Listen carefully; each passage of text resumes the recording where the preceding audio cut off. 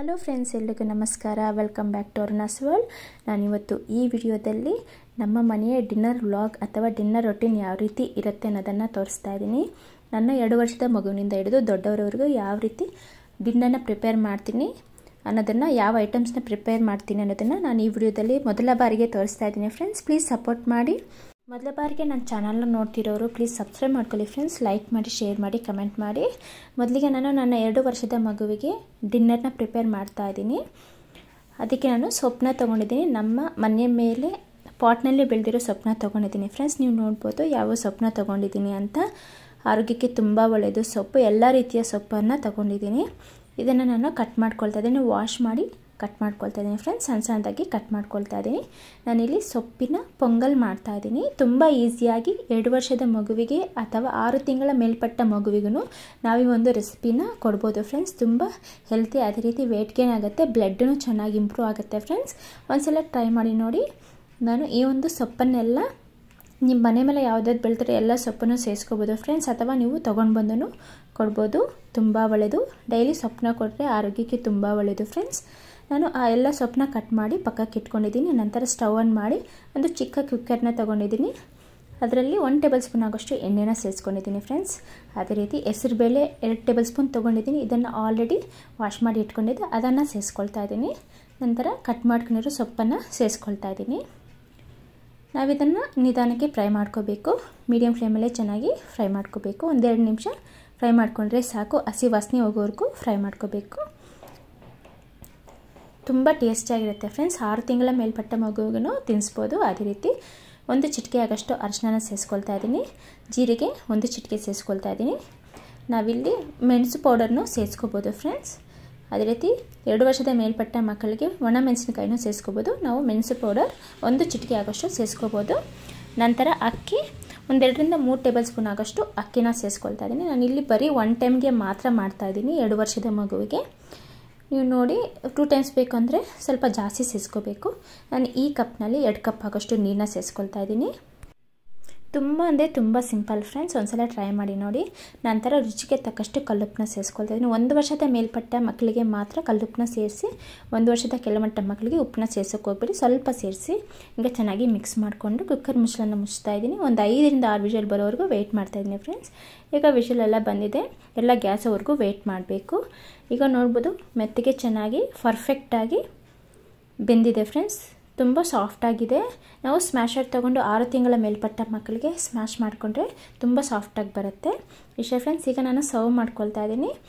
1 ಮೊಟ್ಟೆನ ತೊಗೊಂಡಿದ್ದೀನಿ ನೈಟಲ್ಲಿ ಅವನಿಗೆ. ಅದೇ ರೀತಿ ಈ ರೀತಿ 1 ರೈಸ್ ಐಟಮ್ನ ಮಾಡ್ಕೊಳ್ತೀನಿ ಫ್ರೆಂಡ್ಸ್. ನಾವು ದೋಸೆನೂ ಕೊಡ್ಬೋದು, ಚಪಾತಿನೂ ಕೊಡ್ಬೋದು. ಆದರೆ ಅನ್ನ ಕೊಟ್ಟರೆ ಹೊಟ್ಟೆಯಲ್ಲಿ ಸ್ವಲ್ಪ ತುಳಿಯುತ್ತೆ, ಬೇಗ ಹಸಿವಾಗೋದಿಲ್ಲ ನೈಟ್ ಟೈಮಲ್ಲಿ. ಈಗ 1 ಟೇಬಲ್ ಸ್ಪೂನ್ ಆಗೋಷ್ಟು ತುಪ್ಪನ ಸೇರಿಸ್ಕೊಂಡು ಚೆನ್ನಾಗಿ ಮಿಕ್ಸ್ ಮಾಡಿಕೊಂಡು ಸರ್ವ್ ಮಾಡೋದಷ್ಟೇ. ತುಂಬ ಸಿಂಪಲ್ ಫ್ರೆಂಡ್ಸ್. ನೋಡಿದ್ರಲ್ಲ ಯಾವ ರೀತಿ ಇದೆ ಅಂತ ನನಗೆ ತಿಳಿಸಿ.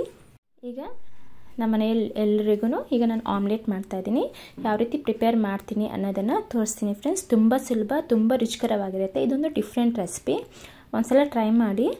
ಮೊದಲಿಗೆ ನಾನು ಕರಿಬೇವನ್ನ ಒಂದು 5-6 ಎಲೆನ ತೊಗೊಂಡು ಸಣ್ಣದಾಗಿ ಕಟ್ ಮಾಡಿ ಪಕ್ಕಕ್ಕೆ ಇಟ್ಕೊಳ್ತಾ ಇದ್ದೀನಿ. ಅದೇ ರೀತಿ ಹಸಿ ಮೆಣಸಿನಕಾಯಿನ ಕಟ್ ಮಾಡಿ ಪಕ್ಕಕ್ಕೆ ಇಟ್ಕೊಳ್ತಾ ಇದ್ದೀನಿ ಫ್ರೆಂಡ್ಸ್. 1 ಇಡೀ ಕೊತ್ತಂಬರಿನ ತೊಗೊಂಡು ಸಣ್ಣದಾಗಿ ಕಟ್ ಮಾಡಿಕೊಂಡು ಪಕ್ಕಕ್ಕೆ ಇಟ್ಕೊಳ್ತಾ ಇದ್ದೀನಿ. ಈಗ ಇದನ್ನು ಒಂದು ಪಕ್ಕದ ಬೌಲ್ಗೆ ಸೇರಿಸ್ಕೊಳ್ತಾ ಇದ್ದೀನಿ ಫ್ರೆಂಡ್ಸ್. ಈಗ ನಾನು ಈರುಳ್ಳಿನ ಕಟ್ ಮಾಡ್ಕೊಳ್ತಾ ಇದ್ದೀನಿ. 1-2 ಈರುಳ್ಳಿನ ತೊಗೊಂಡಿದ್ದೀನಿ. ಇದನ್ನು ಸಣ್ಣದಾಗಿ ಕಟ್ ಮಾಡ್ಕೊಳ್ತಾ ಇದ್ದೀನಿ. ಕೆಲವ್ರ ಮನೆಯಲ್ಲಿ ಕಟ್ ಮಾಡ್ಕೊಳ್ಳೋ ಮಿಷನ್ ಇರುತ್ತೆ, ಅದು ಬೇಗ ಕಟ್ ಮಾಡ್ಕೋಬೋದು ಫ್ರೆಂಡ್ಸ್. ಅಂಥದ್ರಲ್ಲೂ ನೀವು ಕಟ್ ಮಾಡ್ಕೋಬೋದು. ಈಗ ನಾನು ಸಣ್ಣದಾಗಿ ಕಟ್ ಮಾಡ್ಕೊಳ್ತಾ ಇದ್ದೀನಿ ಫ್ರೆಂಡ್ಸ್. ಆಮ್ಲೆಟ್ಗೆ ಯಾವ ರೀತಿ ಬೇಕೋ ಆ ರೀತಿ ಸಣ್ಣದಾಗಿ ಕಟ್ ಮಾಡ್ಕೊಳ್ತಾ ಇದ್ದೀನಿ. ನಂತರ ನಾನು 1 ಕ್ಯಾರೆಟ್ನ ತಗೊಳ್ತಾ ಇದ್ದೀನಿ. ಅದನ್ನು ಒಟ್ಟು ತೆಗೆದು ಅದನ್ನು ಚೆನ್ನಾಗಿ ತುರುವಿ ತಗೊಳ್ತೀನಿ ಫ್ರೆಂಡ್ಸ್. ಕ್ಯಾರೆಟ್ನ ಸೇರಿಸಿ ತುಂಬ ಡಿಫ್ರೆಂಟ್ ರೆಸಿಪಿ ಥರ ಕಾಣುತ್ತೆ. ಅದೇ ರೀತಿ ಕ್ಯಾಪ್ಸಿಕಮ್ ಇದ್ರೂ ಅದನ್ನು ಸೇರಿಸ್ಕೋಬೋದು ಫ್ರೆಂಡ್ಸ್. ತುಂಬ ಚೆನ್ನಾಗಿರುತ್ತೆ. ಎಲೆಕೋಸನ್ನು ಸೇರಿಸ್ಕೋಬೋದು. ಈ ರೀತಿ ಒಂದ್ಸಲ ಟ್ರೈ ಮಾಡಿ. ಟೇಸ್ಟ್ ಯಾವ ರೀತಿ ಇರುತ್ತೆ ಅನ್ನೋದನ್ನು ನನಗೆ ಕಮೆಂಟ್ ಮಾಡಿ ಫ್ರೆಂಡ್ಸ್. ಕ್ಯಾರೆಟ್ನನ್ನು ಸೇರಿಸಿ ತುಂಬ ಚೆನ್ನಾಗಿರುತ್ತೆ. ಈಗ ನಾನು ಇದನ್ನೆಲ್ಲ ಒಂದು ಬೌಲ್ಗೆ ಸೇರಿಸ್ಕೊಳ್ತಾ ಇದ್ದೀನಿ. ಹಸಿ ಮೆಣಸಿನಕಾಯಿ, ಕರಿಬೇವನ್ನ ಸೇರಿಸ್ಕೊಂಡಿದ್ದೀನಿ. ಅದೇ ರೀತಿ ಕೊತ್ತಂಬರಿನ ಸೇರಿಸ್ಕೊಳ್ತಾ ಇದ್ದೀನಿ. ಕ್ಯಾರೆಟ್ ಮತ್ತು ಈರುಳ್ಳಿನ ಸೇರಿಸ್ಕೊಳ್ತಾ ಇದ್ದೀನಿ. ಪುದೀನ ಎಲ್ಲ ಸೇರಿಸ್ಕೋಬಾರ್ದು ಫ್ರೆಂಡ್ಸ್, ಟೇಸ್ಟ್ ಚೆನ್ನಾಗಿರೋದಿಲ್ಲ. ಈಗ ನಾನು ಇದಕ್ಕೆ ರೆಡ್ ಚಿಲ್ಲಿ ಪೌಡರ್ ಸೇರಿಸ್ಕೊಳ್ತಾ ಇದ್ದೀನಿ. ಆಲ್ರೆಡಿ ಹಸಿಮೆಣಸಿನಕಾಯಿ ಸೇರಿಸ್ಕೊಳ್ಳೋದ್ರಿಂದ ಸ್ವಲ್ಪ ಒಣಮೆಣಸಿನಕಾಯಿ ಪೌಡರ್ನ ಸೇರಿಸ್ಕೊಳ್ತಾ ಇದ್ದೀನಿ. ಅದೇ ರೀತಿ ಧನಿಯಾ ಪೌಡರ್ 1 ಟೇಬಲ್ ಸ್ಪೂನ್, ಒಂದು ಅರ್ಧ ಟೇಬಲ್ ಸ್ಪೂನ್ ಆಗೋಷ್ಟು ಅರಿಶಿನ, ರುಚಿಗೆ ತಕ್ಕಷ್ಟು ಸಾಲ್ಟ್ ಉಪ್ಪನ್ನ ಸೇರಿಸ್ಕೊಳ್ತಾ ಇದ್ದೀನಿ. ಅದೇ ರೀತಿ ಒಂದು ಅರ್ಧ ಟೇಬಲ್ ಸ್ಪೂನ್ ಆಗೋಷ್ಟು ಕರಿಮೆಣಸಿನ ಪೌಡರ್ ಅಥವಾ ಪೆಪ್ಪರ್ ಪೌಡರ್ನ ಸೇರಿಸ್ಕೊಳ್ತಾ ಇದ್ದೀನಿ. ಒಂದು 5 ರಿಂದ 6 ಮೊಟ್ಟೆನ ಸೇರಿಸ್ಕೊಳ್ತಾ ಇದ್ದೀನಿ ಫ್ರೆಂಡ್ಸ್. ಮೊಟ್ಟೆ ಕಮ್ಮಿ ಇರುವಾಗ ಆಮ್ಲೆಟ್ಗೆ ಈ ರೀತಿ ತರಕಾರಿಗಳನ್ನ ಸೇರಿಸಿ ಮಾಡಿ ತುಂಬ ಚೆನ್ನಾಗಿರುತ್ತೆ. ಅದೇ ರೀತಿ ಜಾಸ್ತಿ ಆಮ್ಲೆಟ್ನ ನಾವು ಪ್ರಿಪೇರ್ ಮಾಡ್ಕೋಬೋದು. ಬರೀ 6 ಮೊಟ್ಟೆಗಳಲ್ಲಿ ನಾನು 7 ಜನಕ್ಕೆ ಆಮ್ಲೆಟ್ನ ಮಾಡಿದ್ದೀನಿ. ಈಗ ಚೆನ್ನಾಗಿ ಮಿಕ್ಸ್ ಮಾಡ್ಕೋಬೇಕು. ಉಪ್ಪು ಖಾರನ ನಾವು ನೋಡ್ಕೋಬೋದು, ಕಮ್ಮಿ ಇದ್ದರೆ ಸೇರಿಸ್ಕೋಬೋದು ಫ್ರೆಂಡ್ಸ್. ಈಗ ನಾನು ಆಮ್ಲೆಟ್ನ ಮಾಡ್ತಾಯಿದ್ದೀನಿ. ಮೊದಲಿಗೆ ಪ್ಯಾನ್ನ ಇಟ್ಟು ಬಿಸಿ ಮಾಡ್ಕೊಂಡಿದ್ದೀನಿ. ಎಣ್ಣೆನ ಸ್ಪ್ರೆಡ್ ಮಾಡ್ಕೊಳ್ತಾ ಇದ್ದೀನಿ ಫ್ರೆಂಡ್ಸ್. ಮೀಡಿಯಮ್ ಫ್ಲೇಮಲ್ಲಿ ನಾವು ಫ್ರೈ ಮಾಡ್ಕೋಬೇಕು, ಇಲ್ಲಾಂದರೆ ಸೀದೋಗ್ಬಿಡುತ್ತೆ. ಈಗ ನಾನು ಆಮ್ಲೆಟ್ ಟಫ್ ಅಥವಾ ಈ ಒಂದು ಮಿಶ್ರಣವನ್ನು ಸೇರಿಸ್ಕೊಳ್ತಾ ಇದ್ದೀನಿ.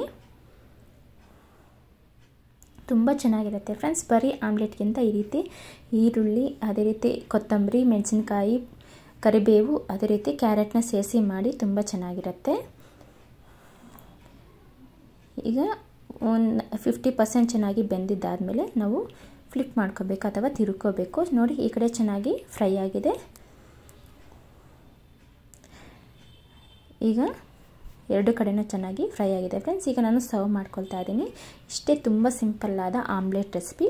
ಖಂಡಿತ ಇದು ಇಷ್ಟ ಆಗುತ್ತೆ, ತುಂಬ ಚೆನ್ನಾಗಿರುತ್ತೆ ಫ್ರೆಂಡ್ಸ್. ಈಗ ನಾನು ಸರ್ವ್ ಮಾಡ್ಕೊಳ್ತಾ ಇದ್ದೀನಿ. ಇದು ನಮ್ಮ ಇವತ್ತಿನ ಡಿನ್ನರ್ ರೆಸಿಪಿ. ಅನ್ನ, ಅದೇ ರೀತಿ ಬೇಳೆ ಸಾರು, ಮಾವಿನ ಉಪ್ಪಿನಕಾಯಿ ತುಂಬ ಚೆನ್ನಾಗಿರುತ್ತೆ ಕಾಂಬಿನೇಷನ್.